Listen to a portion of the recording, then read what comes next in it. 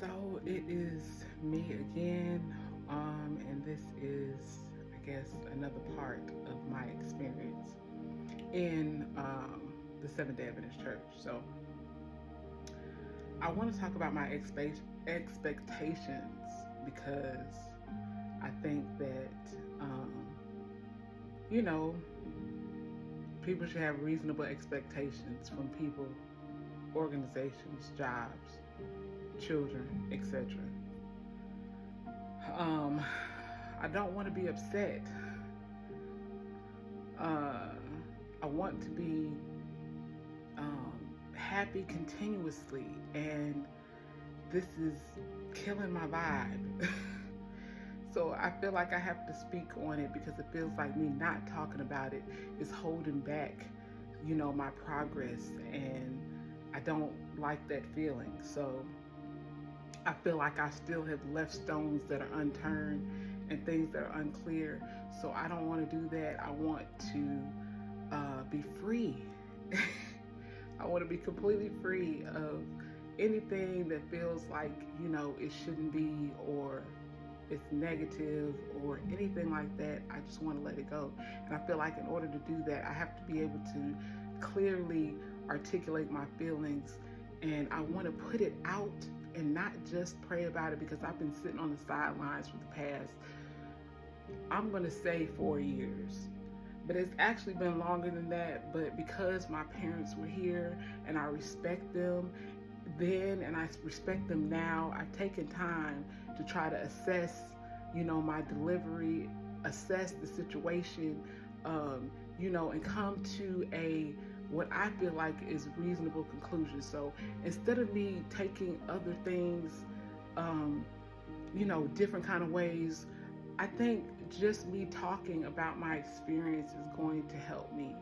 And I do hope that whatever I have to say is going to be, helpful for other people, inspirational, make you think about something, that you might not have considered before, things like that. I say everything I have to say in love too, and I feel like I want to put that out there because I don't have any malicious or ill intent for any churches, because when I speak, sometimes I'm going to be speaking about churches in general because I've been to a lot of different churches. The church that I spent most of my life, 37 years of my 41 years, is with Seventh-Day Adventist. So those are the ones that I'm going to be speaking about specifically. But some things are across the board that, are just shouldn't be. It feels like, we could try harder, we could do better, and it feels like, if we're just doing good. But they said if better is possible than good is not enough. So, I feel like that the important thing to do is to express, and especially towards a point of healing, not just venting about situations, but putting things out there, because you don't want there to be a trend of negativity. That's where I sat by for a little while to see before I make or jump to conclusions, because I really don't want to offend anybody. If people are doing the best that they can do, then, that's between them and God. I have no judgment on that, honestly. I just want to put some things out there in case people are not seeing them correctly, or maybe I'm misunderstanding some things, but when I think about my father's experience in the Seventh-Day Adventist Church, and me by default being a part of that, not by default, just purely because, let me also say, the Seventh-Day Adventist Church and my experience there has been the best for a long time in my life, up until a certain point. When I started understanding some different things in life and becoming of a certain age, then it was like, okay, I have questions. But for a good portion of my life, the things that are promoted as far as being in the church on a daily basis and being with people who are supposed to be of like mind and good spiritual, thoughts, and, working towards heaven and having faith for those that do, the experience was good. The interaction with the young people, keeping you involved and having all the, pathfinders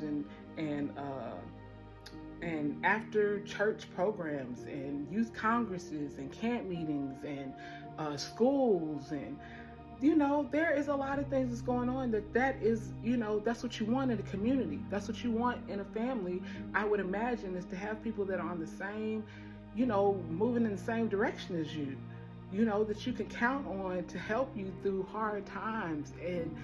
And that is the feeling that is supposed to be there consistently, and it's not just for certain people though. I feel like that, people have people in their family that's like the black sheep. I feel like my dad and my mom was the black sheep. Like, yes, we was a part of them, but we were not like the upper crust, because there's some people that's just like up there, and there's other people that you treat like, I cut for you and I will deal with you because of what you can offer, because my parents were extremely talented individuals. So it feels like that was definitely maximized to the extent. But on the other end, it's some stuff you would do to them and for them that you wasn't doing for other people.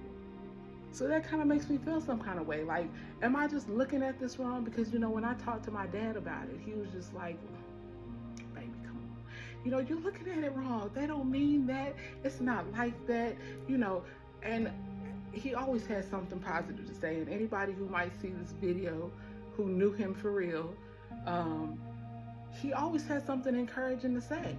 And they were just great people. And I'm not going to detour off into that. But I will say, I think that it's important that you treat everybody fairly. And you understand the things that are actually important in life. That we show love consistently. And we don't show favoritism, and we have big eyes and little U's. People who matter a lot, and then people who we'll say that you matter because it sounds good, because we're Christians, so that's what we're supposed to say. But in actuality, when the rubber meets the road and you actually need people to support you and look out for you, then we don't know who you are. Or if you can't offer us something, if you're not giving anything, then what good are you to us? That is not the attitude that we're supposed to have. I think that is too often times the situation than it should be, because the standard is high, and that's to my expectations. If you are going to call yourself a Christian and somebody who loves God and you're supposed to be representing him, I think, yes, there are certain things that you have to do and not do to people specifically, and that to me is just all in love. That is the biggest thing, is love. And if you don't know how to show that, then I really have a hard time understanding what it is that you're trying to promote. And this is like consistently, because if you love your people, you're looking out for them. If you are saying that you care about the outcome of people and what is going on in their life, that is like something that is a daily habit. That's something that, when you have weddings, when you have funerals, when you have children, when you have people going through hard times, when you have people sick, when you have people needing money, when you're dealing about education. I was talking about that the other years ago to my dad, because he wanted me to send my children to Adventist school. I have no problem with the Adventist school. I've had some experiences that have been questionable, that make you be like, huh? But overall, I like what you're trying to promote. So I'm not so much, I would not send my children there. But I have 5 children. I am married with 5 children. And sending 5 children, at the point when we were talking about it, 2 plus the twins, so 4 at the time, I cannot afford to pay that much at this juncture in my life for that.